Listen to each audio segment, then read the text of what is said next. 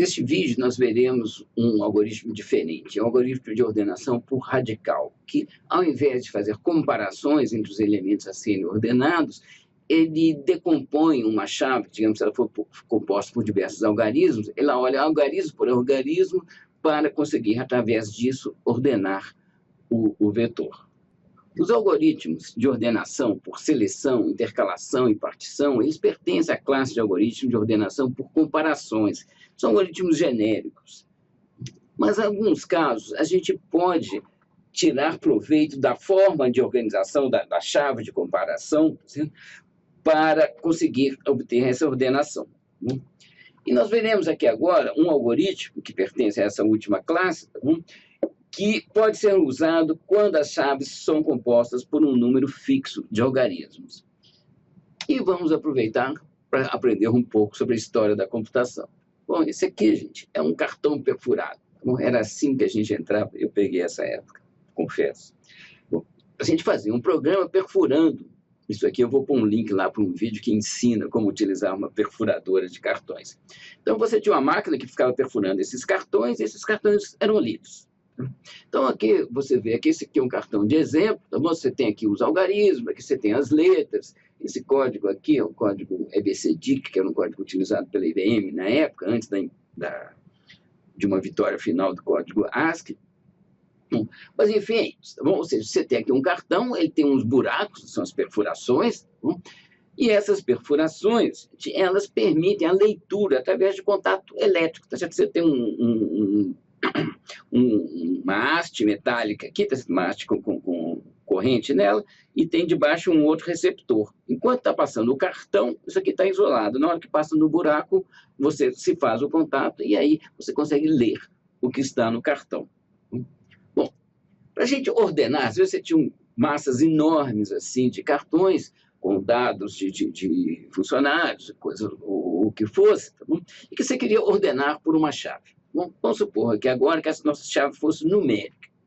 E tinha uma máquina muito interessante, que era uma classificadora de cartões, bom, desse tipo aqui. Aqui a gente colocava o tantão de cartões, e aqui você tem um tanto de escaninhas. Aqui você tinha um lugar, aqui que você colocava qual coluna do cartão que você estava em exame. Bom, os cartões saíam daqui da alimentação, eles passavam rapidinho, assim, e eles iam caindo aqui em cada escaninha aqui, conforme houvesse contato ou não da tal da escova de leitura do cartão, ela abria uma armadilhazinha, certo? Que o cartão caía naquele escaninho correspondente àquele número. Então, vamos ver como é que se fazia para ordenar, utilizando essa classificadora de cartões. Bom, suponha que você tem aqui a pilha de cartões de entrada, então, cada linha aqui é um cartão, tá bom? E eles estão nessa ordem, que esse aqui é o mais embaixo, esse aqui é o mais em cima. Então, você regula, eles têm 3 colunas com a chave de ordenação. Você regula a classificadora para ela distribuir os cartões pelos escaninhos, segundo essa primeira coluna aqui do algarismo menos significativo. Bom, essa coluna aqui. Bom, muito bem. Então, esse 792, ele cai aqui no escaninho 2. Caiu aqui. Esse 784 caiu aqui e por aí vai, tá bom? 508 está aqui, 719 cai aqui no 9, tá bom? Até chegar no 506, que caiu aqui no escaninho 6. Bom, depois disso, a gente recolhe os cartões daqui para cá, colocando uns em cima dos outros, daqui para cá. Bom, então, você vai ter na pilha aqui os que caíram nesse escaninho, depois os que caíram nesse, depois os que caíram nesse, e por aí vai. Bom, o resultado aqui é que a gente tem agora uma massa de cartões que está ordenada pelo algarismo menos significativo. Vamos reparar aqui também, gente, vamos pegar, por exemplo, esse aqui, tá bom? Com o algarismo 2, o escaninho aqui, que captura os cartões com 2 nessa coluna. Então, aqui entrou esse 792 e o 012. E eles caem aqui, naturalmente, na mesma ordem em que eles estão aqui na entrada. Bom, então, passa o seguinte, tá bom?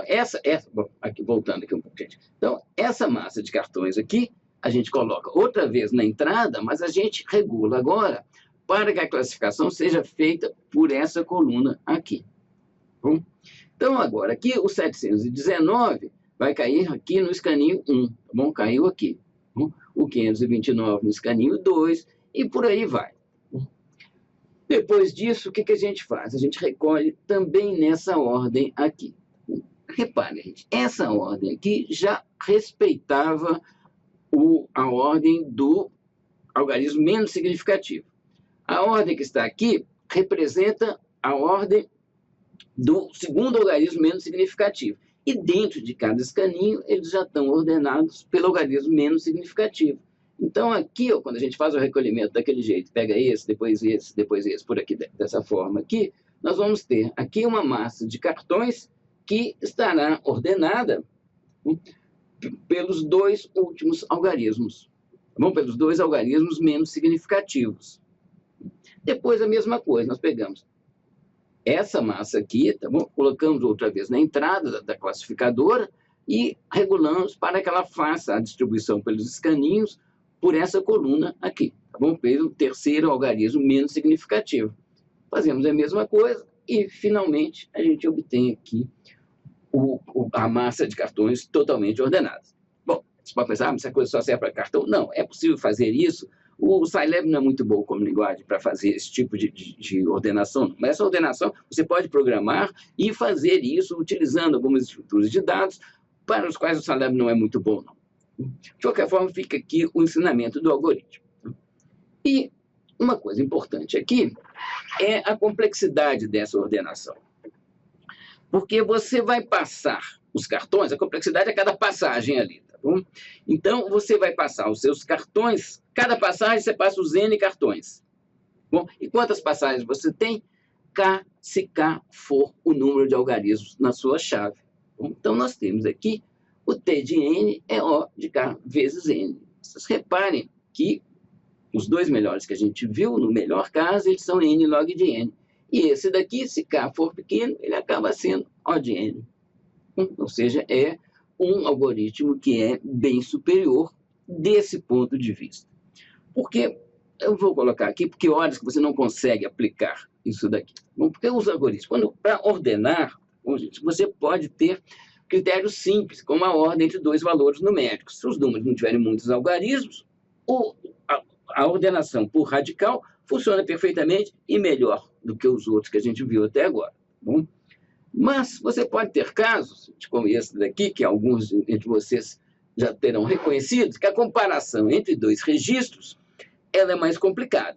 Se você quiser fazer uma tabela ordenada pela classificação, você terá que fazer comparações entre os registros com um critério bem complicado, tá bom? Primeiro a pontuação, depois mais vitórias, melhor saldo de gols, mais gols pró, confronto direto, menos cartões vermelhos, menos cartões amarelos e, por fim, por sorteio, que é assim que se resolve. Eu nunca vi esse caso aqui ocorrer. Não sou tão ligado em futebol também não, mas, de qualquer forma, eu nunca vi isso aqui ocorrer. Mas quando você tem, então, um critério de comparação feito esse daqui, a ordenação por radical, ela não se aplica, você não consegue utilizá-la nisso. Então, os algoritmos de ordenação por comparações são algoritmos mais genéricos, de uso mais amplo.